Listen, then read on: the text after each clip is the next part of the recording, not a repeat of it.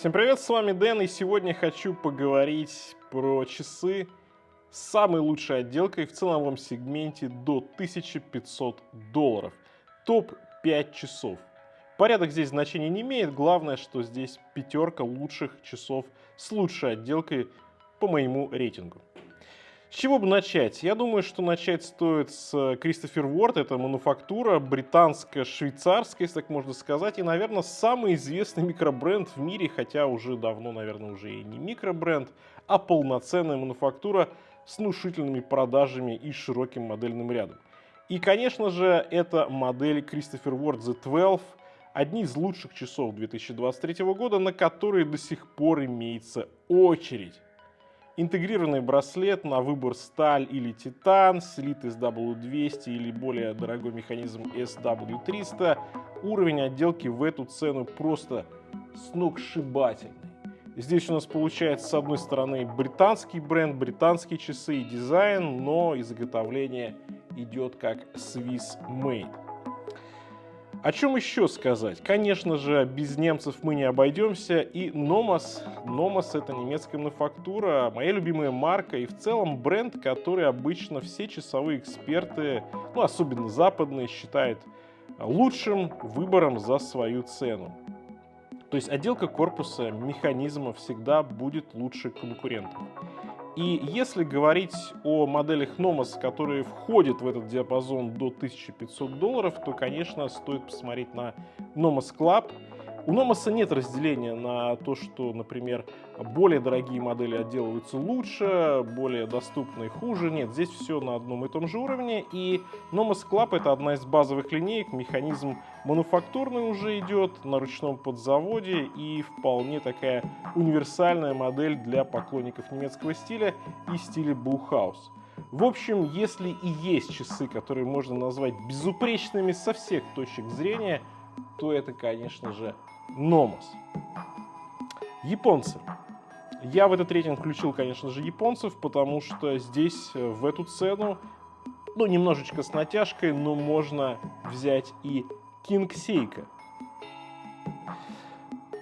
Это премиум от Seiko, отделка на уровне Grand Seiko, по моему мнению. А что касается калибров, то здесь они идут уже базовые.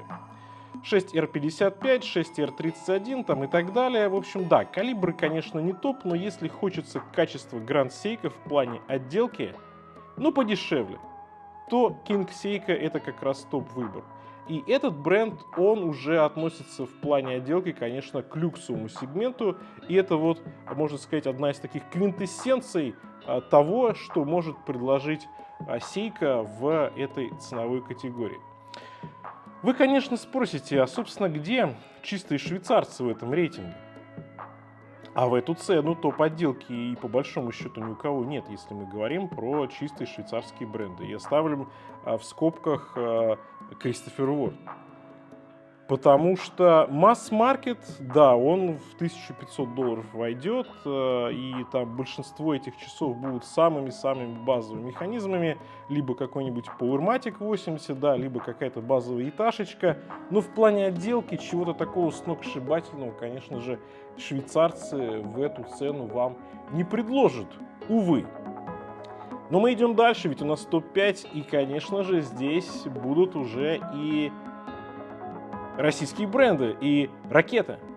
Ракета Big Zero, Big Zero Black, они немножко по-разному стоят, немножко в разное время вышли, но шикарная модель с мануфактурным механизмом от российского завода Ракета, превосходная отделка корпуса, циферблата и механизма, не мейнстрим, но при этом часы, за которыми очереди и которые никого не оставляют равнодушным. Ракета Big Zero, конечно же, должна быть в этом рейтинге лучших часов по отделке до $1500. Ну и, конечно, мое личное открытие конца 2023 года — это бренд Gabio, российский бренд, при этом они делаются, по крайней мере, модель Transmatic регулятор, про которую сейчас пойдет речь, она делается в Швейцарии, это полноценный Swiss Made. Примерно, кстати, такая же может быть история, как у Christopher Ward. Но посмотрим, как они будут развиваться дальше. Они необычные. Здесь корпус тобоган, очень редкий. И более того, я бы сказал, что и нечастый по нынешним-то временам прямоугольный корпус с прямоугольным дизайном, очень таким классическим циферблатом. И знаете, эти часы, наверное, вот своей такой необычностью меня и покорили. Но с одной стороны, а ведь с другой стороны здесь просто превосходное качество отделки. Как по корпусу, так и по циферблату. И в целом я бы сказал, что цена здесь, конечно же, ниже, чем эти часы могли бы стоить. Потому что здесь, например, механизм швейцарский La Jouperet 3850, это уже премиум, это уже не то, что вы найдете на большинстве швейцарских брендов начального и даже среднего ценового уровня.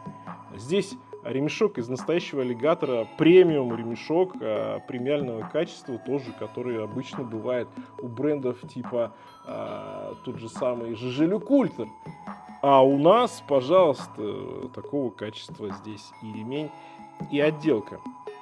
И, конечно же, очень много вложено в эту модель, и мне эта модель на обзоре очень сильно впечатлила. Кстати, сейчас вот могу вам показать еще и черную версию, потому что есть вот такая белая версия, про которую был полноценный детальный обзор, есть еще и черная версия. Поэтому Габю по праву попадает в этот мой рейтинг до $1500 2024 года. Я думаю, что за такие деньги, такого уровня отделку, корпуса, циферблата и механизма найти практически невозможно. Вот такой топ-5, такой необычный топ-5. Не часто, я бы сказал, потому что я старался подобрать бренды, которые именно соответствуют качеству в заявленной цене, а не, скажем, сила бренда или сила маркетинговых денег, которые вложены в его раскрутку. Поэтому думаю, что вам этот топ понравится. Пишите ваш топ-5, пишите, чего бы стоило, может быть, добавить в этот рейтинг. Может быть, в следующем году выпущу еще одну подборочку. Напишите, какие еще подборки стоит рассмотреть. На этом у меня все. Всем пока. С вами был Дэн. Увидимся.